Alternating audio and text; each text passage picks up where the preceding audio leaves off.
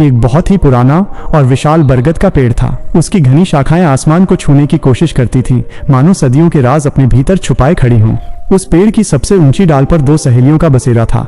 एक थी सोनी और दूसरी चंचल। दोनों ने साथ में उड़ना सीखा था, साथ में तपती धूप झेली थी और इसी पेड़ पर बड़े अरमानों से अपना अपना घर बसाया था। लेकिन उनकी सोच ने उनके घरों की तकदीर बदल दी थी। जब घोंसले बनाने और अंडे देने का वक्त आया तो सोनी ने सिर्फ 2 अंडे दिए। ये देखकर चंचल खिलखिलाकर हंस पड़ी और ताना मारते हुए बोली, अरे सोनी, बस 2 अंडे? इन 2 बच्चों से तेरा क्या होगा? कम से कम 4-5 अंडे तो देती। जब तू बूढ़ी होगी तो तेरा सहारा कौन बनेगा? बीमार होगी तो दाना पानी कौन ला कर देगा? देख मुझे, मैं तो 5-6 बच्चे पालूंगी ताकि मेरा बुढ़ापा आराम से कटे और घर में रौनक रहे। सोनी ने उस वक्त तो कुछ नहीं कहा, लेकिन चंचल की बातें उसके दिल में एक टीस चुभन छोड़ गईं। जब सोनी के बच्चों ने आंखें खोली तो वो खुश तो थी, पर अंदर ही अंदर उसे मलाल था कि काश उसके भी ज्यादा बच्चे होते।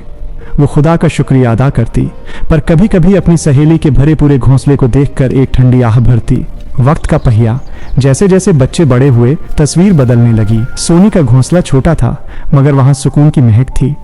वो सुबह शांति से उठती, बच्चों को सहलाती और दिन में सिर्फ 2-3 बार ही दाना लेने जाती। उसके 2 बच्चे भरपेट दाना पाते और माँ की लोरी सुनकर उसके गर्म पंखों में दुबक कर सो जाते।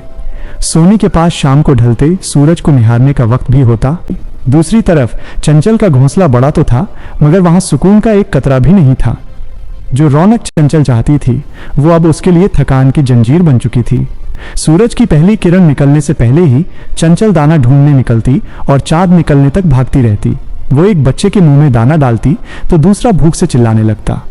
चंचल के पंख अब भारी हो गए थे, उसकी आंखों की वो चमक गायब हो चुकी थी। उसके 5 बच्चे आपस में लड़ते, शोर मचाते और चंचल चाहकर भी उन्हें प्यार नहीं कर पाती थी, क्योंकि वो खुद अधमरी हो चुकी थी। एक शाम चंचल जब दाना लेकर लौटी तो उसके पैर लड़खड़ा रहे थे। वो अपनी डाल पर बैठते ही हाँफने लगी। पास ही सोनी अपने बच्चों को बड़ी कोमलता से सहला रही थी। चंचल की आंखों से आंसू छलक पड़े।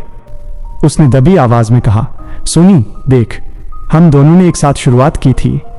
तू आज भी वैसी ही ताज़ा और खुश है, और मैं बस एक दाने से दूसरे दाने तक की मशीन बनकर रह गई हूँ। मेरा बुढ़ापा संवारने के चक्कर में मैं आज जीना ही भूल गई।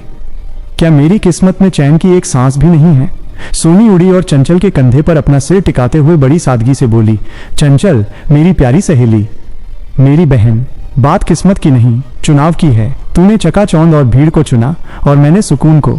तू उनका पेट तो भर रही है, पर उन्हें मां नहीं दे पा रही, क्योंकि तू खुद हर वक्त टूटी रहती है। जिंदगी में सिर्फ चाहना काफी नहीं होता चंचल, अपनी हैसियत और अपनी रूह की ताकत का हिसाब रखना भी जरूरी होता है। चंचल उस रात पहली बार चुप हुई। वो जैसे अंदर से टूट गई थी। उसे समझ आ गया कि जिम्मेदारी उतनी ही उठानी चाहिए जिसे मुस्कुराते हुए निभाया जा सके।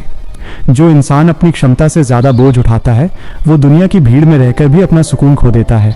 समझदारी इसी में है कि हम उतना ही फैलाएं जितना हम समेट सकें।